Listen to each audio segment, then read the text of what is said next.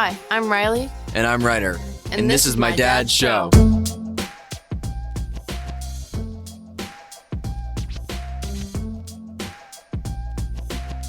Hey everybody, it's Casey Jacox with the Quarterback Dadcast. I want to say thanks to all of our listeners, thanks to all of our sponsors for all your support. We are continuing to enjoy this journey together, inspiring dads, but I want to take a minute now to talk about Acme Homes. You've heard me talk about them before, but I'm going to talk about them again. Bob Cumming, former college teammate, amazing leader, amazing home builder. They continue to take so much pride in the work they do, the craftsmanship, the attention to detail. Whether you're looking for a home up in Monroe, up in Sultan, up in Wenatchee, this is where they're doing their amazing things. So many people during the pandemic, as we have the ability to work from home, have decided to move out of the city to try to find homes where there's more acreage. Well, that's exactly what Bob and team at Acme Homes give you. So check out Valley Vista up in Monroe. Check out Daisy Meadows out in Sultan. And if you want to even go to Eastern Washington, check out Sienna Heights in Wenatchee. They're, again, amazing craftsmanship, amazing floor plans. You can visit them at acmehomeswa.com.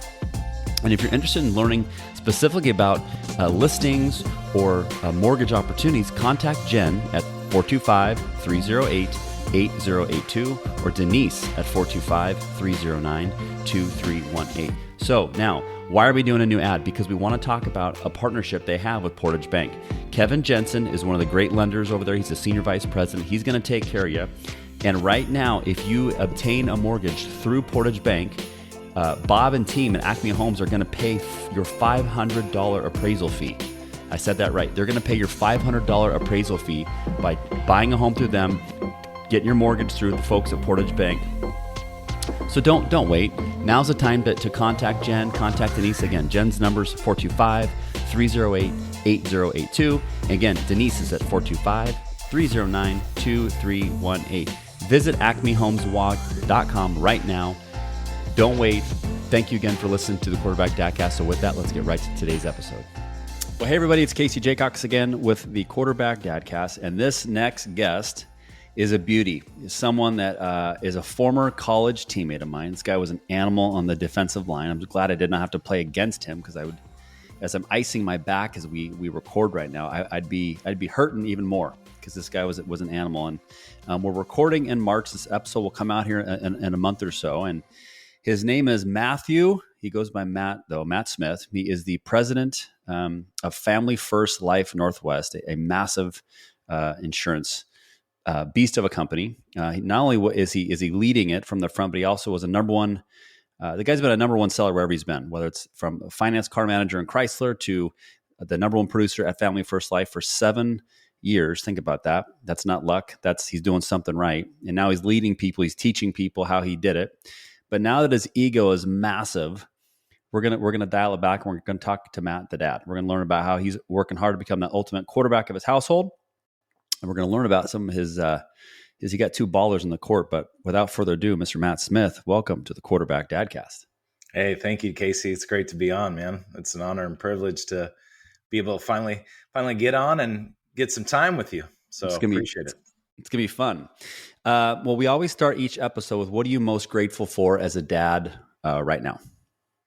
Oh, man, I'm just grateful for the opportunity to be able to spend time with my daughters and put them into uncomfortable situations and see them grow and blossom in different areas. And I'm fortunate to have a beautiful wife that we met in college at Central together, and seeing her operate as a mother as well. It takes a village, as we know. Mm-hmm. And, I'd like to say that I'm raising some pretty decent girls, 2 daughters, 11 and 16. So a 5th grader and a sophomore, and it's just neat to see the process and just enjoy the journey that they're all on. And as I get older, I learn to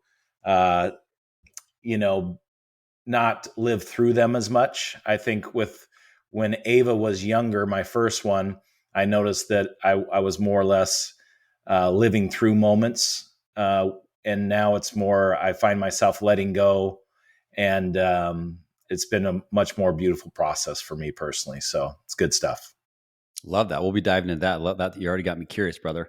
I'm grateful for So Matt and I just talked before we went on, everybody, that so it's March. We're both of our daughters are competing in the state middle school basketball championships in Spokane. I'm grateful that I learned that. I'm grateful, hopefully, that we're going to see each other. That'd be fun to be able to watch each other's daughters and cheer them on this upcoming weekend. And grateful for just having a competitive daughter, because and we celebrate International Women's Month here in March, having a confident, strong woman is the best gift that we can give a husband in the future, which scares me to think that someone's going to eventually marry my daughter. But I'm grateful for her and her mindset and her toughness. And I don't know where she gets it. Sure as hell not me, but thank God to Carrie maybe. But That's awesome. Well, you realize you're not a real man until you have a daughter. So I'm just saying. Oh, there we go. All these boy dads out there, wait till you have a girl. That will make you a real man. I promise. Seriously.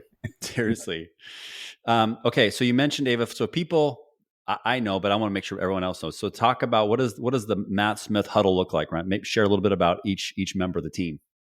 Yeah. So my wife, Patricia, we met at Central Washington, really my final year. Thank goodness we met my final year, because there'd be a 0% chance that she'd be with me.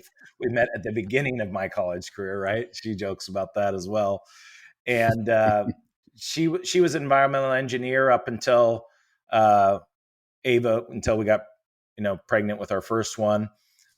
She's been a housewife since then and been plenty busy with all the things that she attacks on and off, being a mom, and also the things that she volunteers and spends time with, and is a taxi cab driver, because she's carting the girls around. They're significantly busy with all the basketball that we play. It's turned into a year commitment, full year commitment. And, we like to spend time on the golf course too, but really basketball is the sport for the two girls. And my youngest goes to a little Spanish immersion school where, so she's fluent in 5th grade, which is pretty cool. Yeah, pretty. So she's pretty smart, like her mom. Ava's a little more like her dad, but so I'm sorry, Ava, but Ava, is a sophomore, and she like you said, she likes to compete at a high level in basketball, and it's been neat to see her have some success. Like this coming Monday, we take a recruiting trip to Pepperdine with her, so I'm excited to spend a day in Malibu, and they have one of the coolest trees, by the way. I'm a tree guy. They're one of the coolest trees in front of that campus. That's just a side note, but wow, yeah. But that's kind of the family dynamic. If it's not business, we're generally in a gym somewhere, and a lot of our friends are obviously, you evolve around the basketball community. So we ended up hanging out with a lot of people off the court that are our basketball friends. So just kind of how life works, whatever you focus on and whatever you're attached to is where the relationships generally start to grow. So pretty cool. That's awesome. Pepperdine, man. That's where, we talked to before we went. So Hope Hassman's a Tahoma kid that she's got her senior year. She's going to Cal Poly. Yeah. Then is Cal Poly and Pepperdine the same division, or no? They're Big Sky. Pepperdine's West Coast Conference, and Cal Poly is not. I can't. They're remember. Big Sky, I think, right? I don't think they're Big Sky. I think they're. They might be WAC, or now you got me curious. Oh, I thought for some reason, because Baldwin just took that head job, I'm almost positive they moved. Maybe the basketball is not, but I know football just moved into the Big Sky. But maybe it's different for different sports. Could be. Yeah, I don't see him in the Big Sky, but that's just a side note. Okay, there we go. If there's a listener out there, help us out, huh? Yeah, this is actually one of the girls that goes to Camas plays at Cal Poly right now. Oh, wow. Yeah, and Hope knows her, so I spoke to Hope about it, and because Hope and Ava know each other from basketball. Okay. So, yeah. So they played in a couple tournaments together, and she's a good player. Hope's a good small player. world. Yeah. Yeah, she can shoot it, and it's a great person for us our younger girls to be able to kind of emulate and see. And I'm sure that Ava's providing that same leadership to the young third, fourth, and even your younger daughter as well. Yep. So for sure. All right, so Uncle Rico, moment. We're going back Central Washington football, everybody. But I don't know if I've asked Matt some of these questions. Obviously, I knew his mom and dad when we were there, but I want to know. Tell me what it was like growing up for you, and tell me how your parents impacted you. That now you're a dad. For sure. I think the best thing that my parents ever did for me, if there was one power that I could give anybody that's listening to this podcast right now, is the power of belief. And I think one of the things that my parents did is they loved me pretty much unconditionally, obviously. And then they gave a lot of belief behind whatever I wanted to do and backed it with support. They were school teachers. So it was a middle class scenario. And the scary thing about middle class, because, I've been self-employed now for 18 years, is, generally speaking, when you're school teachers or whatever, and this is no disrespect to my parents, I've said this before, but the dangerous thing about middle class is when you're super poor, an advantage can be that you literally don't want that environment. So you'll do whatever you can to get out of it. And when you're raised in wealthy and tools, you have connections and people, and you generally can just, make the right choices and see that scalability and then go from there. Middle class can be dangerous because there's not like a set of dreams or whatever in the financial world or whatever that. So it's like, we never talked about, how to make money or how to be successful in business, but they sure as heck did a great job as far as morals and principles and, behavior. They were a model parents. They were the best parents I could ask for, and gave me a lot of love and support. And childhood trauma is a real thing for so many people, and mental health, and that's things that people trail their whole careers with. And a lot of times you see a lot of victims. A lot of times it's crazy. You can have two brothers. One went to jail and one is successful in business, and and they had the same set of parents. And so it's just perspective for a lot of people. And I'm just happy to say that there was really no trauma. So all my shortcomings come from me. But, certainly a great support system, and appreciative of my childhood and everything they were able to provide. I always had a new pair of basketball shoes when I needed them, so There you go. I felt like I never went without. So pretty cool. Now, what did mom and dad do for a job? They both were school teachers. Okay. So retired school teachers. My dad did construction on the summer. So that's what I did as a kid. I would do construction, and a lot of old teammates would pick up construction jobs in the summer with my dad, and we do remodels or build a house or something. And that was a way for him to make some extra cash. And those were beautiful memories to be able to work with your dad and go through those scenarios as well. So pretty awesome. Now, are mom and dad still with us?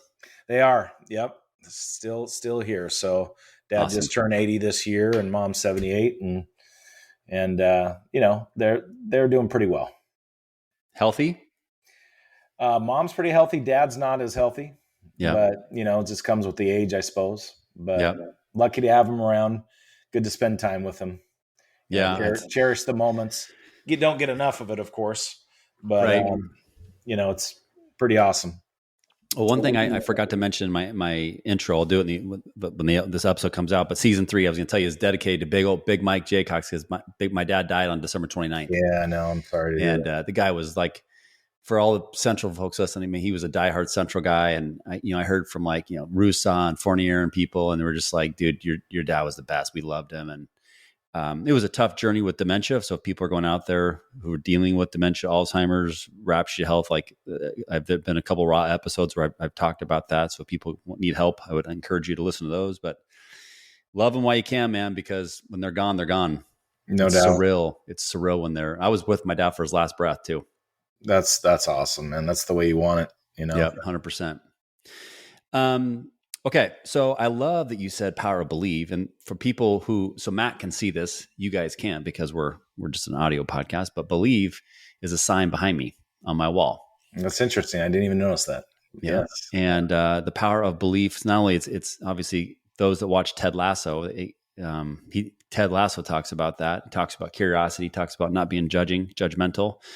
But if we don't believe what we do, you're in trouble. I don't care if you're a custodian, a bus driver, a family first life person, you got to believe. So I love that your parents taught you that. Yeah. How have you used that word with your daughters? Well, I mean, it's if you believe in yourself, you operate in a different manner. You know what I mean? Like you just but the only way to you can't fake belief. It's kind of like you can't Google belief and then have it.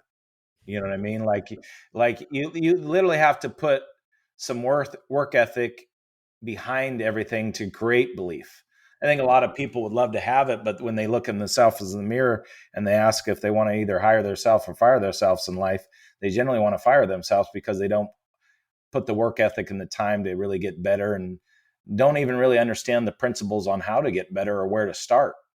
And generally it's the same stuff that maybe my parents told me as a kid, but you've heard this 100 times, but you are the average of the 5 people you hang around the most. Generally speaking, that everybody on this podcast probably should get rid of one of those 5 right now, because they're probably like, crabs in a bucket, just pulling you down back in the bucket and creating that scenario that you don't want.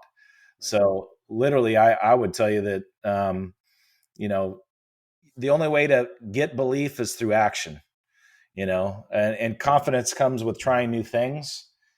And then the way you get great at something is you just, double down on it and get great. And then you can move to new categories. I think a lot of times people they're average at a lot of things, and then they never get good, and then they never give their chance to get great. So, one of the biggest life lessons for me is I've done a decent job, I would say, of getting great at certain things and then trying to move to another area. And creating the domino effect where instead of spraying all over the place and not, finding much success, kind of drilling down to one area and then getting as good as I can or as close to great as I can, and then moving to another area and trying to find a new identity and try it all over again, so. Tell me how you do that for those listening, because complacency is a silent killer, as we know. You get comfortable and all of a sudden you're like, shoot, how do you get onto LinkedIn? What do I do? What's my login? Right. So, I mean, how do you maybe from a business perspective and then a dad perspective, how do you continue to evolve to kind of have that growth mindset? Yeah, I think the biggest thing is, in order for you to get unstuck in life, you have to really be able to identify the lies that you've been telling yourself first. And we all do that. So, what I would say is it starts with who you're hanging around. If you're trying to level up in life, right, you've got to find people where you want to be and then start to identify traits and habits that they have that you can attach yourself to, and then attach those same disciplines. And then once you have those same disciplines and create the same habits, then, it will set you free. But a lot of times people stay in their comfort zone. So you have to be really intentional with what you want. And you gotta, here's the difference too, is like one thing that, is interesting to me, Casey, is, it's very common in the entrepreneurial world or whatever, where everybody's like talking about their why, right? Like you got to have a strong why to do it. What's funny about it, in my opinion, is, people can say, oh, I'm going to do this for my family, for my girls, for everything. That's my why. But the truth of the matter is, if you that's my why, is my family, my children, etc. But you can have a why, but if you have no desire, it doesn't even matter. Mm-hmm. And a lot of people don't understand, how do we identify the things that we desire? So what do you want? I think you just start asking better questions to yourself. The old sayings of the quality of questions will, determine the quality of your life. But when you start asking yourself better questions, you start to find new answers. And what's crazy about life is, I did a little introduction. We were talking about ego, and I went and asked probably 30 different friends about my ego in the past week, because I wanted to know. I wanted to get some feedback, because I do know I have a big ego in certain ways, in my opinion. But I wanted to see what my closest friends as well as business colleagues thought and get feedback. And it's interesting to hear honest perspective about certain things to understand how you can get better. And man, some honest feedback is a great thing though. You know What was the question you asked? I asked how big my ego was.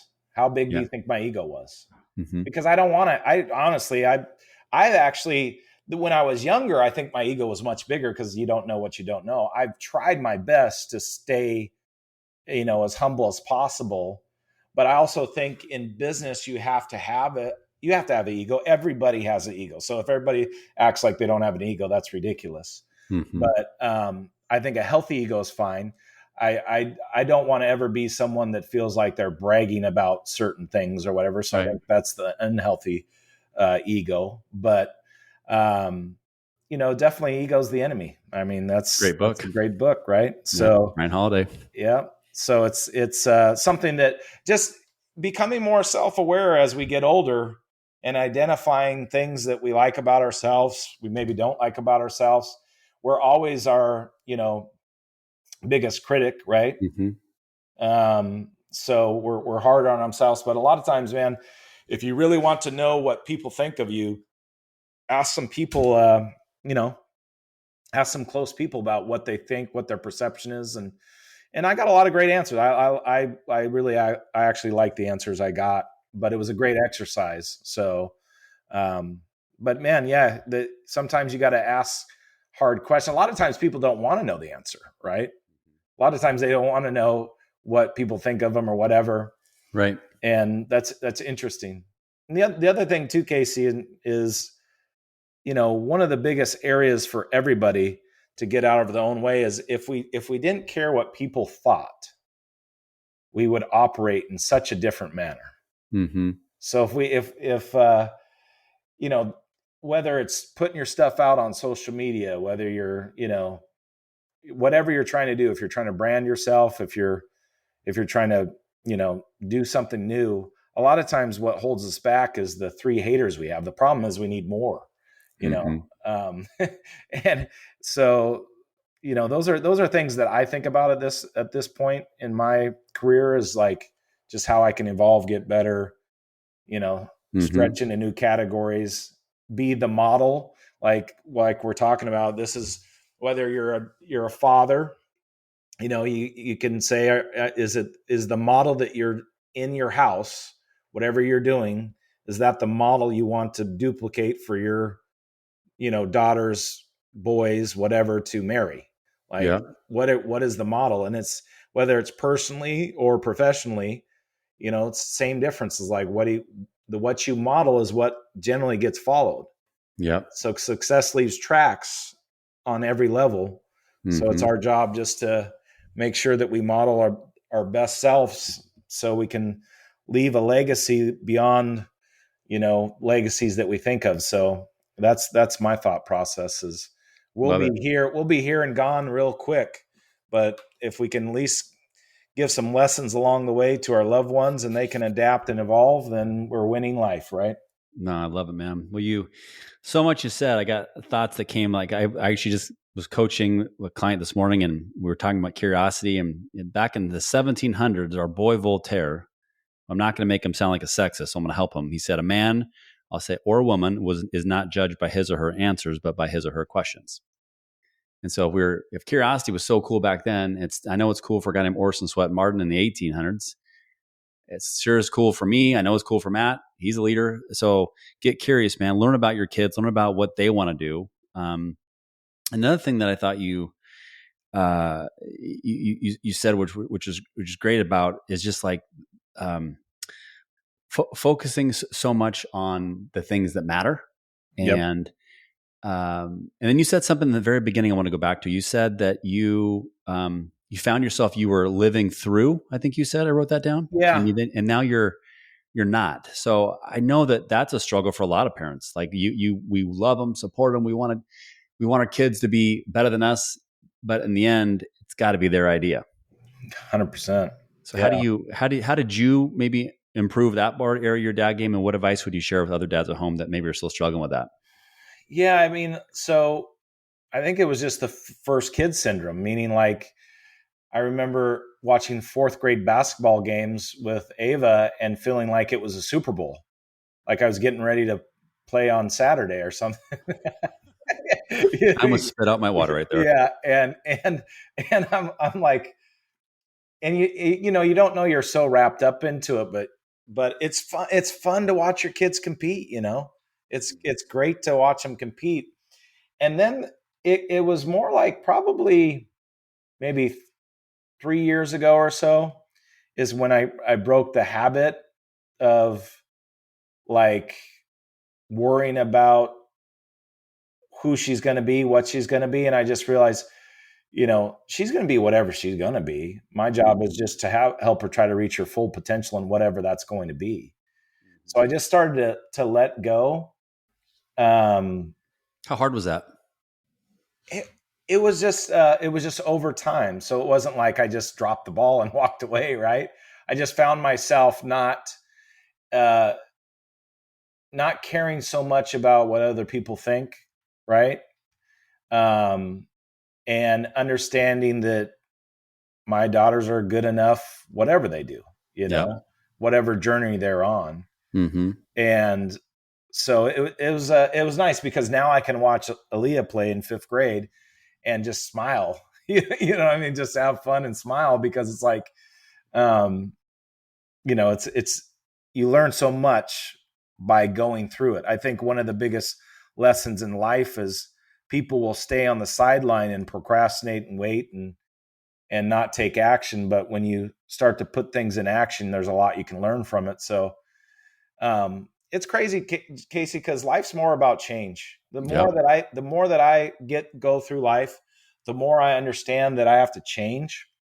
And what's crazy is most people don't want to change because they want to stay in their comfort zone. And then where the true growth is your ability when you do get knocked down, not necessarily, you know, when do you get up? Because everybody's going to get up eventually. I mean, some people might fold in, you know, go in the corner and fold like a taco, but most people are going to get up. The biggest difference is it's how quick you get up. So I'm learning, you know, everybody's going to have failures and lessons to learn in life, but it's more about how quickly we get up versus, you know, anything else. So those are things that I think about for my girls, for my, you know, all the agents that we work with, just business, professionally, personally, whatever.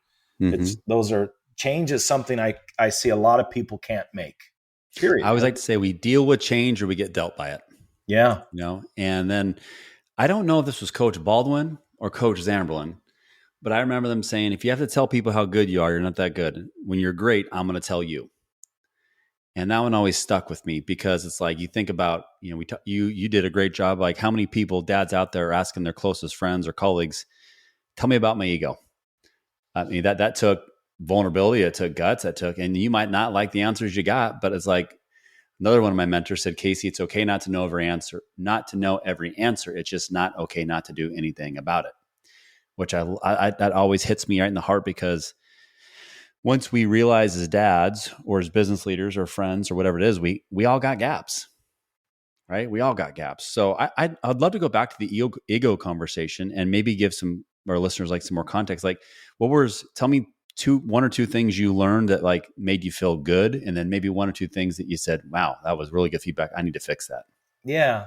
I mean, I would say, so a lot of people said, hey, you know, you have an ego, but it came with success and it's a healthy ego because you've accomplished some things.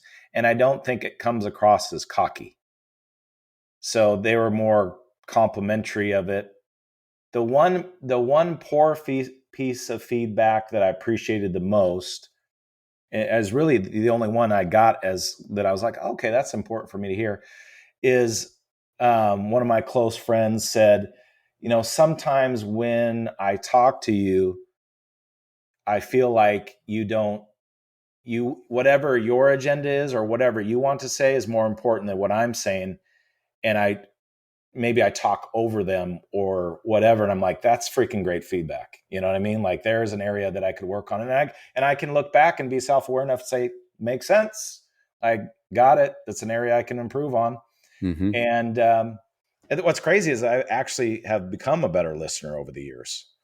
But a lot of times, you ever meet the annoying people though that you're having conversations with that are literally like, just can't wait to say whatever they like, they're not listening. I never want to be that guy. So I get it. That's a tough pill to swallow.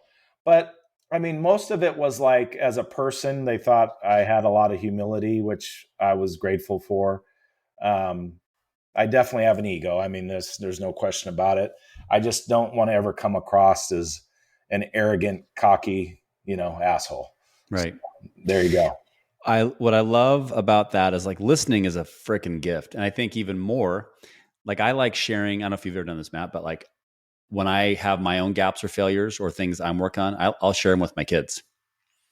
Hey everybody, it's Casey Jacox. I want to take a quick break to talk about my friends up at Catch Sitka Seafoods who continue to be just an amazing loyal sponsor. And for those of you who've tried it, thank you. For those of you who haven't, you're missing out. And now's the time to make sure that you visit catchsitkaseafoods.com and get some of those amazing smoked salmon. Get some of that amazing rockfish, blackfish, black cod, salmon, whatever it might be, whatever you like. But what's great about opportunities they have, now's the time to subscribe to a box so that you're going to get that reliable cadence of the best fish directly from the dock to the doorstep. And what's great about Catch Sitka Seafoods, they make it so easy. So those that maybe aren't the best chefs at home, doesn't matter. They're going to give you this beautiful, nice laminated recipe card that tells you exactly how long to cook it, whether you're going to barbecue, you're going to bake, you're going to fry, whatever the way you want to do it, they're going to make it easy. So please visit them today, catchsitkaseafoods.com. Sign up for a subscription so that you're going to get the best fish delivered directly to your door. You won't regret it. And just like my daughter Riley says, Dad, I don't even like fish. And she does now because of my friends up at Catch Sitka Seafood. So with that, let's get right back to today's episode. Whether it's they see me practicing for an upcoming, keynote I'm giving or a speech to a team, I'll come in my office. I'm practicing and I say, I'm doing this just like I asked you if basketball is important to you or golf's important to you, that we got to spend time on the range. We got to putt. We got to go make free throws. Like that's practice. I'm doing practice. So I'm doing the same thing as I'm asking of you. I'm asking of myself because we all got 1,440 minutes each day. No one gets more, no one gets less. And it's up to us to maximize it. So when people say I don't have time, BS, we have time. But I love the fact that we talk about listening because dads, not self-plug here, not being self-plug here, but I got to bring it up. I wrote a book and in chapter 3 is the difference between hearing and listening. I researched that. Hearing is subconscious. We hear trees. We hear trees, the leaves crackle. We hear bees fly by. We hear an airplane. Listening means I put my phone down. I turn my notifications off. I look someone in the eye and I don't ask them one question. I ask them 2 or 3 follow-up questions about them. And when we leave, that's when we create what I call Maya Angelou moments, where it's not what I said, why I said, but how I made you feel when we leave. And I think just like you talk about change, brother, I love that because it's like, that's uncommon when you can attack change. Yeah. But when you share it with others, that's the gold, I think. For sure. And I think if you're trying to be a leader in life, I think you have to evoke change and challenge people in a healthy way, because people are not used to that. Mm-hmm. And you got to realize, as human beings, we seek comfort. So we're inherently lazy. We literally just want to be, that's just the truth. Mm-hmm. And those are things that you need to, identify and say, okay, what areas. And the funny thing is it all starts with small adjustments. People think they need to do a complete overhaul in their life to make changes. It can be small tweaks and changes. Yeah. It could literally be, you getting up a little bit earlier every day and keeping the promises yourself, and that will create more confidence and give you a new, some new time back or whatever. But there's so many different areas that you can just do that can help you grow. You just need to identify one and then attack it and take some action points off of it, Love it. One of the things I've talked to other dads about, specifically like business owners or leaders of companies like yourself, we've talked about balance being present as challenges. So I'd love for you to describe how have you been able to be very, very successful, yet be a hands-on present dad? Yeah, that's probably one of the greatest things that we could talk about, because I actually was having a conversation with my wife about this, and I was joking with her last night. I said, "Man, sometimes I'm kind of glad that I don't have a great memory, because it allows me to stay in the present moment more than thinking about past things or whatnot." So, um, I think that if you have to focus on your focus, meaning you have to literally take, a lot of times people think that everything's urgent in their life. Like you have to get back to someone, or you have to, Mm-hmm. you know, text someone right away, or respond to an email, or do this or that. And that's just not true. There's things in your life that are definitely urgent, that are maybe business related. And the difference between what those are. But there shouldn't be much that gets in the way of you enjoying time with your family. And you'll notice that, you know, that you being present is going to create a lot more progress in your life. And what's crazy, Casey, is the whole secret to life. I've figured it out. Can you believe it? Can you believe that I actually figured it out?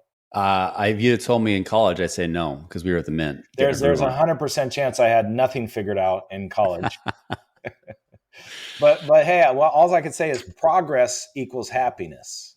There we And go. that's the secret to life. Because you know what? Writing that down. If you're making progress in your relationships, if you're making progress in business, you're happy. The times, if you look back and see the times where you've suffered the most, it's because you're not making progress in relationships, and you're not making progress in business, and you feel stuck. So to me, progress is the answer to everything. Mm. Progress is what you want to strive for. And progress is never the same, right? We're going to hit different levels of progress. But if you're making progress, and you can look back, and we lose a lot of perspective. A lot of times we don't understand how far we've came. We can look back a year from where we were and say, gosh, I have came a long way, but I didn't know. So sometimes it is important to look back and say, I don't even recognize myself from last year. I have came a long way. So I just think that that's the thing I focus on the most, is progress equals happiness. So I think that's good, because I think you said something a second ago that I love, Matt, was, you're not, this isn't an overhaul life. You listen to one podcast, me and Matt talk, and all of a sudden now you're dad of the year. And you bench press one from 113 to 400, and you're just yoked out, right? That'd be awesome. It takes little things. So what would be, as you said that, like maybe describe one or two areas for what does progress mean? What can be areas in a dad's life where they could maybe become better with curiosity or progress on becoming that ultimate leader of their home? I think it goes back to what you talked about in the listening category. I think you have to care. And I think you have to listen. And I think you have to get to know your kids better and figure out what they want. It's okay to have goals for your kids. But also you should be asking questions on what they want, because once you identify this goes for any human being, but once you identify what someone wants, then you can cater towards the goals and things that they desire. But a lot of times we shove things down our kids' throats, and we don't even know if they want it or not. So I think being aware of how you treat your kids, also I'm a proponent of, just maybe it's the competitive nature of myself, and I am not saying I'm right in this, but I do like to push my kids. I like to push them in school. I like to push them in sports. And I feel like I want to set the standard for when they get older. The reason I like sports so much for kids is those failures that they get to learn from, and they don't get to have it their way all the time. And they don't get to get everything they want. So I like that, because it allows them to experience those things and then, make adjustments from there. So long story short is I would listen more. Like you said, being present is huge. And being intentional. I think you should, take your kids out on a date, maybe without your spouse, maybe without your partner. Mm-hmm. So you can be more one-on-one time. Some of the best times, and you know this, Casey, with your kids, some of the best times that I can have is when my girls and I go out and golf, because I'm like, put your phones down. We're not on the phones. Yep. And we're in nature, and we're going to just golf and talk and not worry about the rest of the world for a few hours. Yep. So I think those are things that, people can be. I'm not saying you have to go golf with your kids, but if you can have experiences like that where you can eliminate the distractions of the world, you'll be better off. You know what I mean? No, I love that, man. I want to talk about, you said be okay to push them. I think that's such a good one. I think I see parents that's a fine line. That's kind of like the fence of cocky and confident. Yep. Too far, I love because Matt's got a couple of beast daughters. I'm not talking like 6'4" and 500 pounds and furry. I'm talking about athletes that can shoot the rock. And, it's cool, and his daughters work their tails off. Good job, mom, and good job, dad, for creating these habits. But talk about things that have maybe worked for how you push that maybe did not work, and then maybe share a few things of what you've done that did work, so that we can learn from you.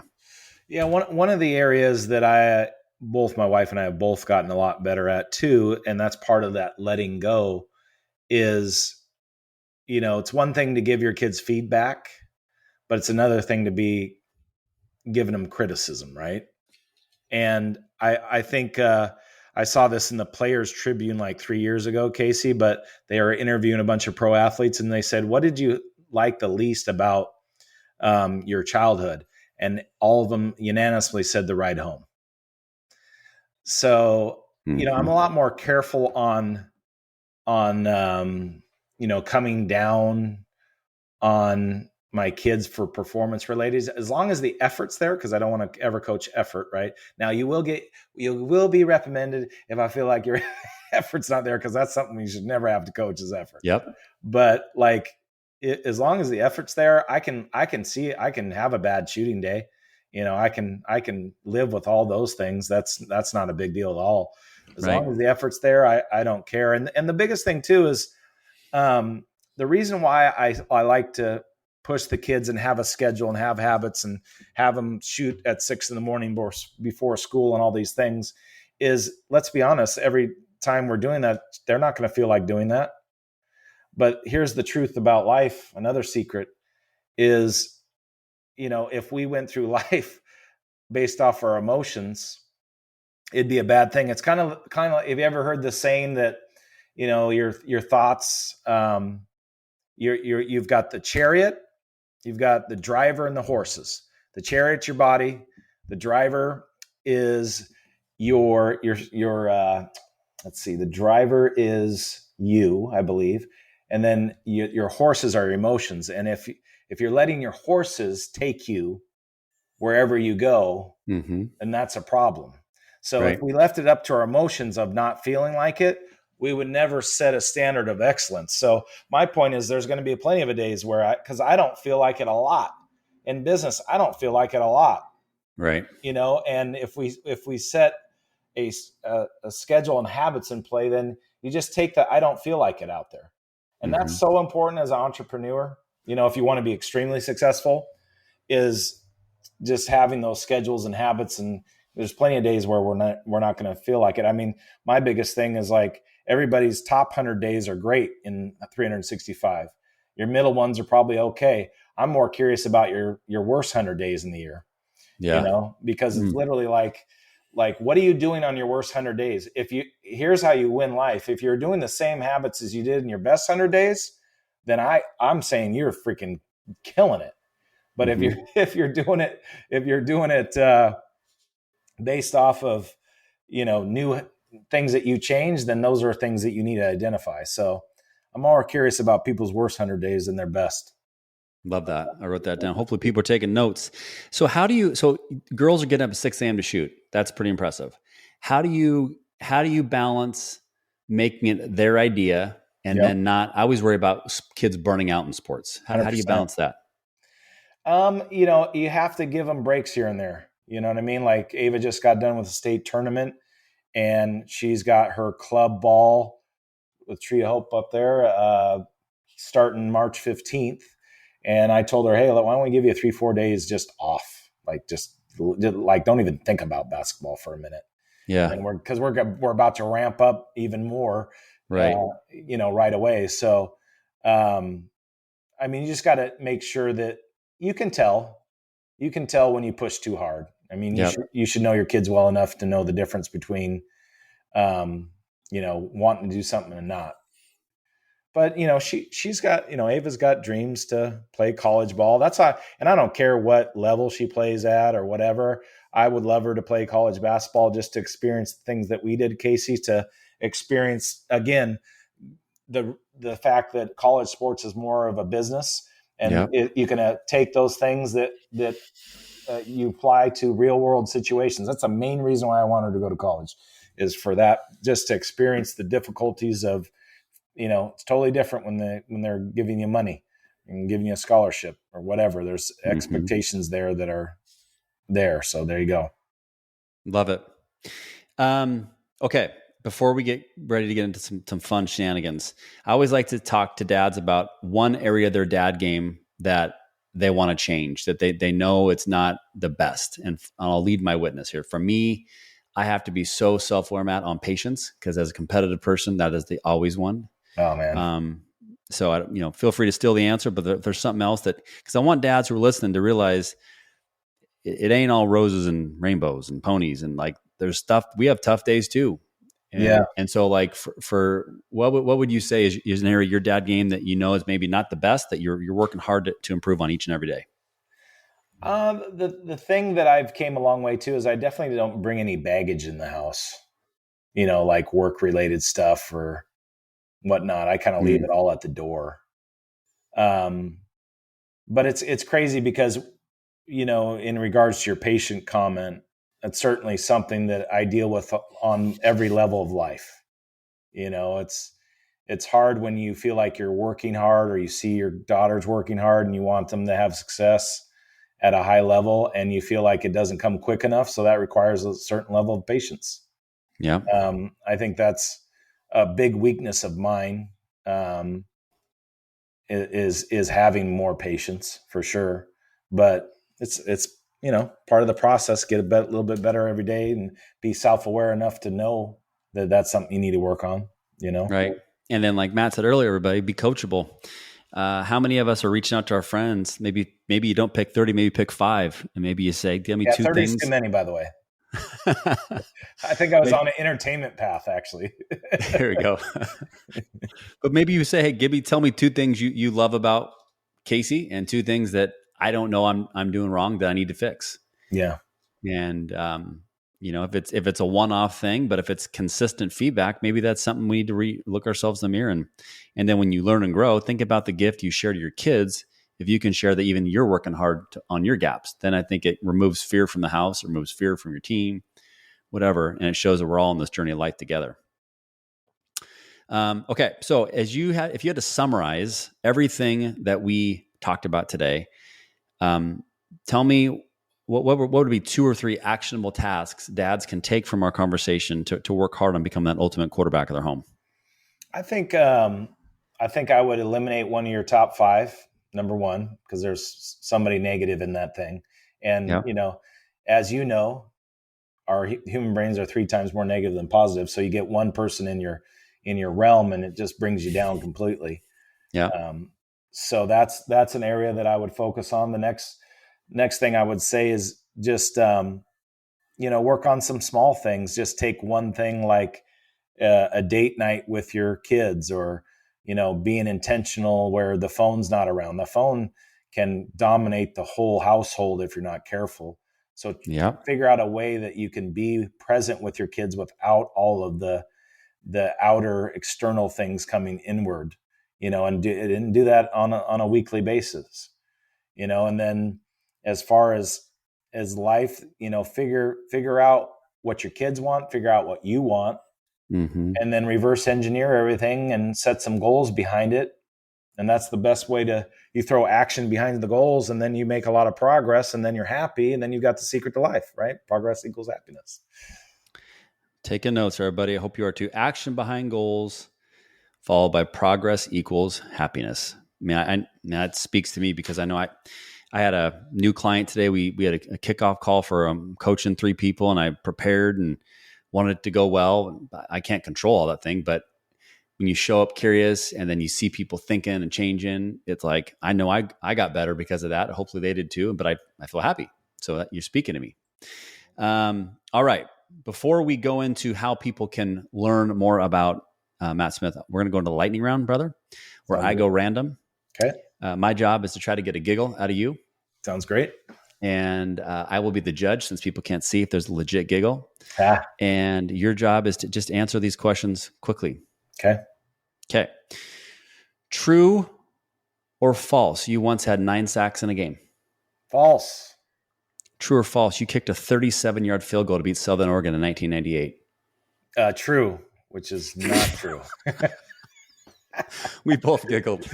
How about that visual? Yeah. Tell me your best individual memory from playing college football at the Central Washington University.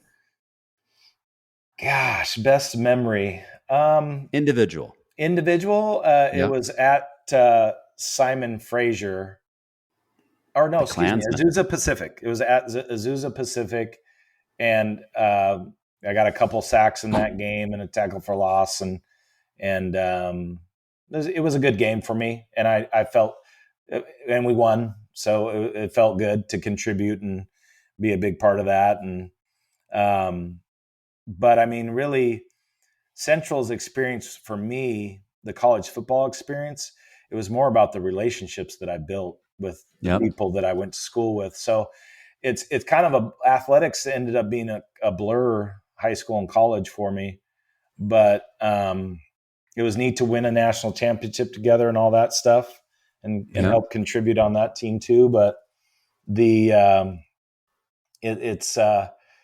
I mean, life's about relationships, and you realize, advice that I would give my daughters is, when you go to college, make as many friends as possible, because you never know what avenues and adventures and things that you can develop just based off of relationships, because that's what life's about.